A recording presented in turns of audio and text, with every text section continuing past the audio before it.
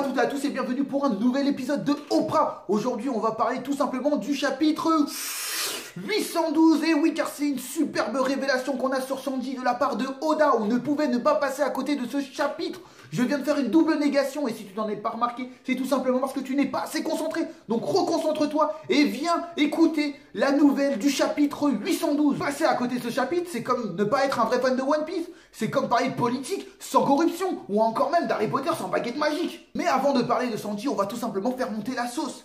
Donc enlevez-vous l'image de la baguette magique, ça vaudra mieux. Et pour commencer, on va parler tout simplement de Momonosuke qui est enfermé dans une salle à l'écart du groupe et en plus dans le noir. Comme la petite merde qu'il est, car il faut avouer que depuis l'arc Punk Hazard, Momonosuke est tout simplement inutile. C'est comme les personnages de Kinemon et Kanjuro. Hein. Je dois l'avouer, Kanjuro il m'a fait sourire avec sa blague du ninja et son petit dessin.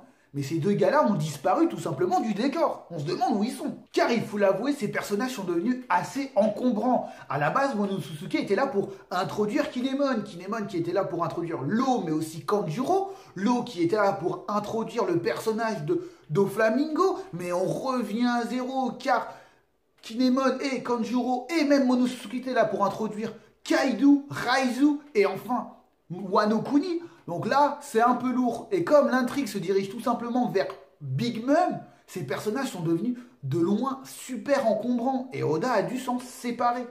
Ce qui est assez cocasse, c'est que Oda s'en sépare de façon prompte et brute, mais de façon génialissime. Car il fait partir le petit tout simplement à cause de son origine, mais les deux autres tout simplement avec un comique de situation. C'est tout simplement du génie. Oda est super balèze au niveau de la mise en scène. Et c'est pour ça que j'ai envie d'applaudir. Allez, j'applaudis même. Mais ces personnages, ce qui est assez amusant, c'est qu'ils sont toujours sur les lieux. Mais au niveau du plan de l'action, ils sont tout simplement plus là. Car on sait par la suite que Oda va nous les réintroduire. Tout simplement parce que le personnage de Kinemon et de Kanjuro sont des samouraïs, ça se voit, et sachant que ça va faire parler avec les Minks. Mais aussi, ils vont être là pour Raizu et aussi pour Kaido et Wano Kuni. Ils vont être super importants par la suite. Mais dans cette intrigue, ils sont tout simplement encombrants. Et Oda s'en sépare de façon magistrale. Et c'est là que j'applaudis. Car tout simplement, il ne faut pas se mentir. Quand on regarde les mangas, on a tous voulu être un peu mangaka. On dessine, tout ça, on crée même une petite histoire au coin de la tête, voire même sur un papier. Et je le dis, si les gens veulent devenir mangaka, alors c'est super difficile, mais inspirez-vous de la mise en scène de Oda. Il est tout simplement génialissime.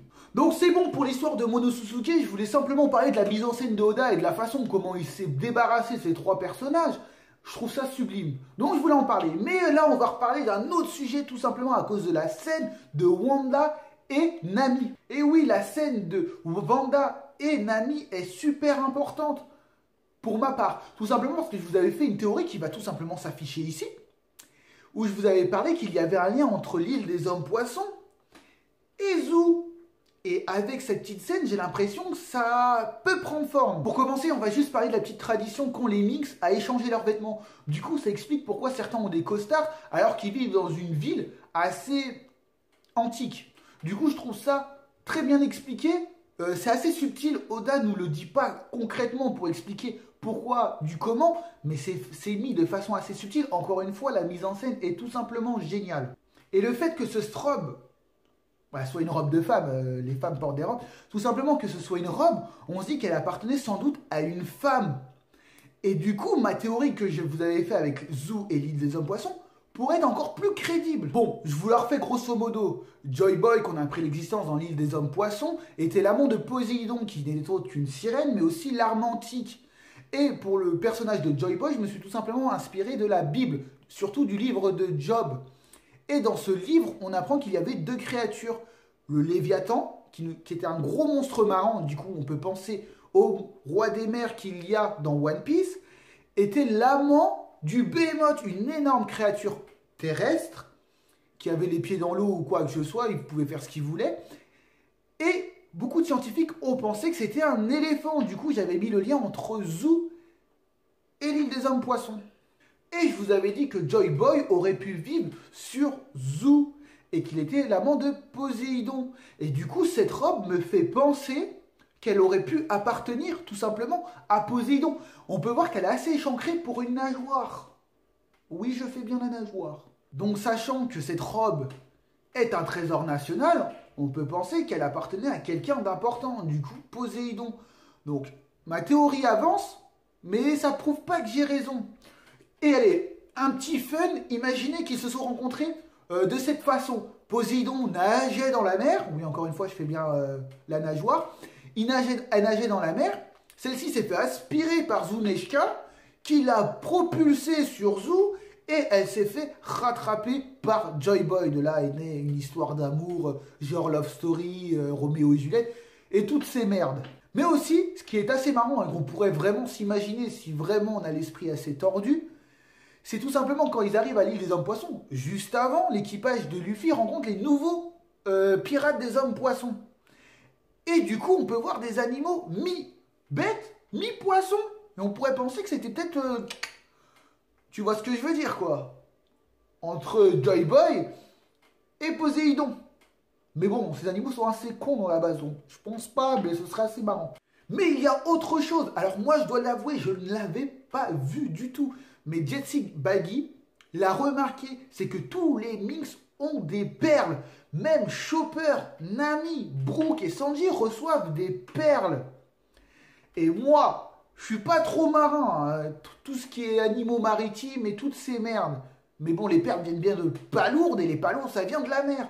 Donc du coup, ma théorie, encore sur Poséidon et Joy Boy, avance, mais encore une fois, je ne me prononce pas. Et on va continuer avec le personnage de Capone BG.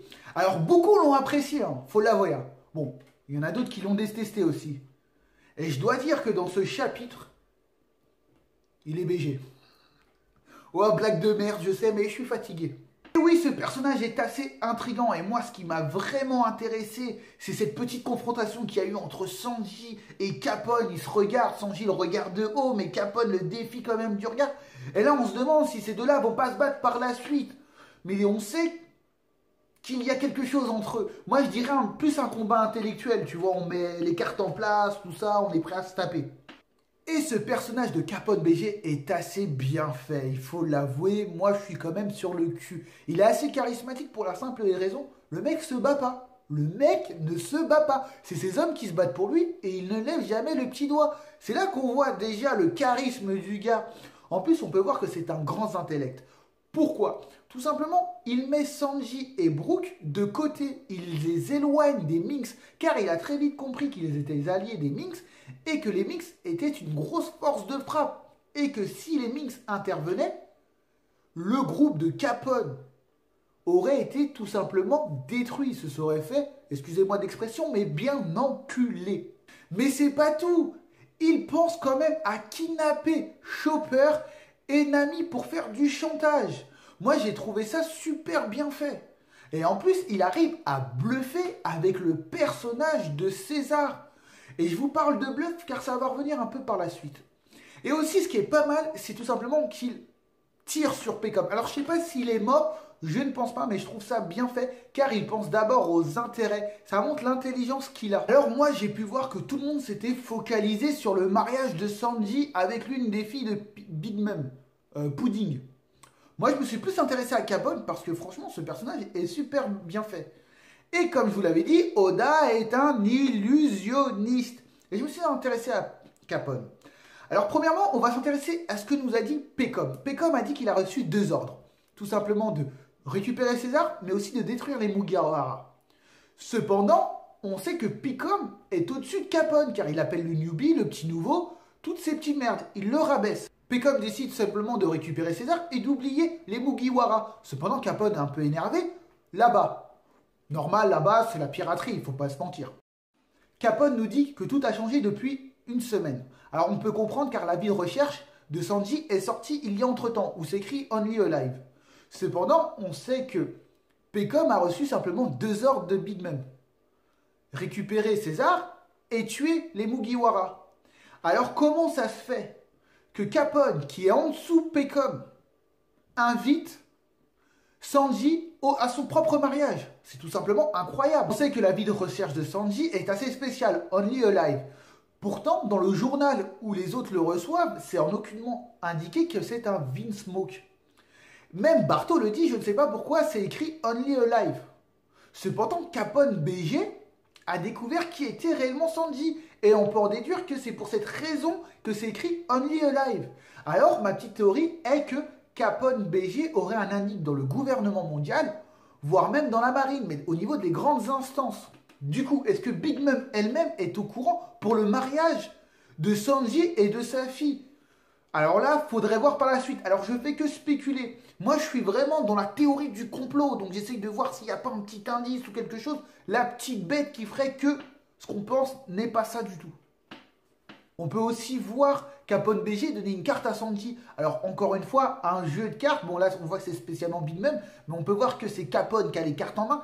Il y a beaucoup de métaphores à faire dessus. Mais on peut voir que c'est encore un jeu de cartes. Donc il faut de l'esprit. Encore une fois, le bluff dont je vous ai parlé juste avant avec César prend tout simplement sa place et je trouve ça c'est pas mal. Donc du coup, le personnage de Capone BG est-il véritablement avec Big Mom ou pas? Là, on peut voir qu'il a eu des informations alors que Big Mom n'en a peut-être pas. Alors moi, je suis à même à penser, alors je fais une petite théorie, qu'en fait, il utilise Sanji pour tout simplement introduire les Mugiwara contre Big Mom et ainsi prendre sa place.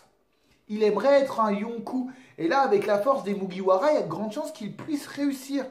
Et est-ce que l'eau va se joindre au combat? Je ne sais pas. Voilà pour Capone BG, on va dire c'est assez intriguant, on ne sait pas où il va en venir.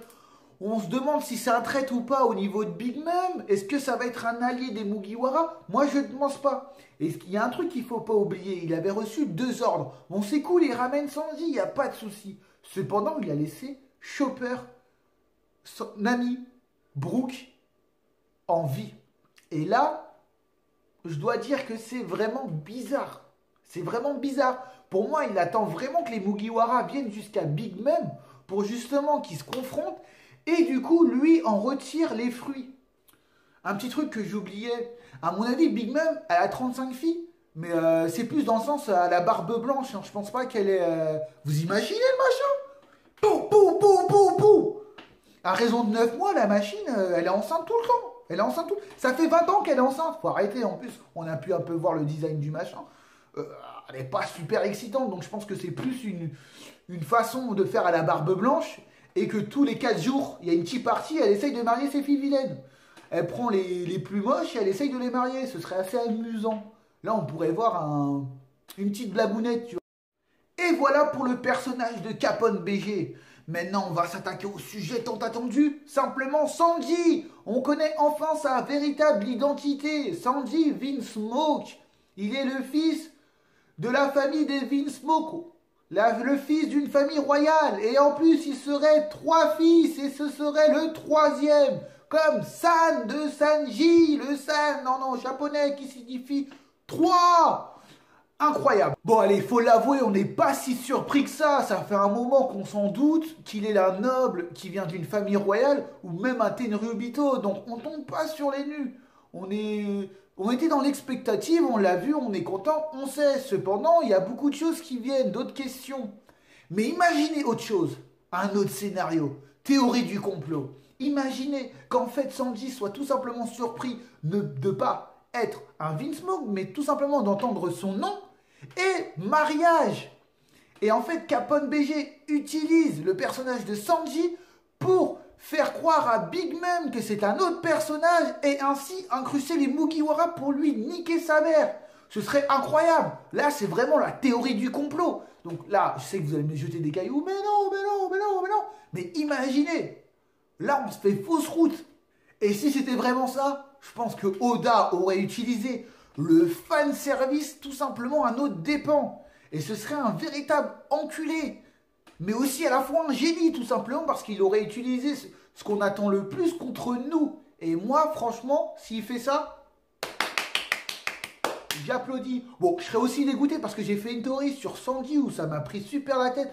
Comme quoi il était originaire de Flévence, la ville natale de l'eau. Bon, tout simplement pour voir cette théorie, cette vidéo va tout simplement s'afficher ici. Et je dois dire, j'ai passé pas mal de temps. Alors il y en a qui vont me dire, ouais, mais elle est un peu mal montée, tes phrases sont coupées avant. Oui, c'était mes débuts, j'étais tout simplement timide et j'avais peur. Puis maintenant, revenons réellement à Sanji. Moi, ce qui m'intrigue, c'est certes, il y a le Only Alive, ce serait le fils de la famille Vinsmoke. Ok, d'accord, mais moi, ce qui m'intrigue, Pourquoi maintenant? Sachant que, je prends l'exemple de Duval, on a dessiné son portrait, tac, tac, tac, tac. Cependant, le tourbillon, le sourcil tourbillon, était déjà présent. Donc on aurait pu mettre un live déjà pour Sanji. On retrouve son prénom, en plus on retrouve le tourbillon. Du coup, on aurait déjà pu mettre le Only Alive. Mais là, rien du tout. Pourquoi on a attendu Dressrosa? On voit bien que c'est quand le CP0 enquête sur Doflamingo que c'est à ce moment-là que tout ressort, que le Only Alive de Sanji ressort. Bon, je dois avouer qu'on a enfin sa photo. Cependant, je trouve ça quand même bizarre. Pourquoi ça n'a pas été fait avant et que maintenant? Moi, j'avais quand même un lien comme quoi Doflamingo serait lié à Sanji. Bon, vous pourrez retrouver la vidéo, c'est la même que celle de tout à l'heure. Donc, me dites pas encore une fois, oh, t'as mal coupé. J'étais timide. Donc, c'est vraiment intriguant le cas Sanji. Alors, il serait le troisième fils. Ça veut dire qu'il y en a deux avant. Alors, est-ce qu'ils sont morts? Est-ce qu'ils sont vivants? Bon, là, on peut faire plein de spéculations. On pourrait penser, par exemple, à Killer. Pourquoi pas ce serait le fils, le deuxième fils ou le premier, je ne sais pas. On peut voir que Sanji est inspiré de la France. On sait qu'il y a Louis XVI et aussi on connaît le masque de fer. Et on peut voir tout simplement que Killer a toujours son masque. Pourquoi pas il serait le frère de Sanji? Et ses frères en fait font en sorte de ne pas se connaître ou alors ne se connaissent plus ou se sont oubliés, ne savent pas à quoi va ressembler l'autre. C'est un peu gros mais pourquoi pas? De plus, on se doute bien que Killer, c'est un pseudonyme. C'est pas son véritable nom. En plus, on peut voir qu'avant l'ellipse des 2 ans, Killer avait un design assez ressemblant, par exemple, à Corazon au niveau des habits. Donc pourquoi pas, il serait un noble lui aussi. Donc là, franchement, faut pas trop prendre ça au sérieux. C'est des théories, j'argumente avec rien du tout. Je prends juste des exemples. Et il y aurait un troisième. Alors, est-ce qu'il est mort? Pourquoi pas? Ça, je ne sais pas. Donc voilà pour le personnage de Sanji. J'attends la suite impatiemment. J'espère un cliffhanger, ça serait trop cool. J'ai un peu peur parce que s'il nous fait un truc à la Sabot, comme quoi il a perdu la mémoire, personnellement, le truc Sabot, moi j'ai pas trop kiffé. Hein. Je dois l'avouer. Hein. Je suis peut-être le seul ou peut-être plusieurs. Donc j'espère que ma vidéo vous a plu. Je dois l'avouer, j'ai pas regardé le temps, donc je sais pas combien de temps elle va faire ma vidéo. Moi je parle, j'en ai rien à carrer. Donc tout ce qu'on peut retenir, c'est tout simplement que Momonosuke, Kinemon, Kanjuro, putain, vous servez à rien, dégagez. Mais de toute façon, vous êtes déjà partis. On peut retenir que Vanda a livré un certain trésor à Nami et pourquoi pas, c'est un lien avec Zou et l'île des hommes poissons et du coup avec Joy Boy et tout ça. Donc ça, c'est à voir par la suite. Donc je vous réinvite à revoir ma théorie ici. Et on peut retenir que Capone BG aurait pu fomenter une trahison contre Big Mom. Est-ce que Big Mom elle-même sait aussi que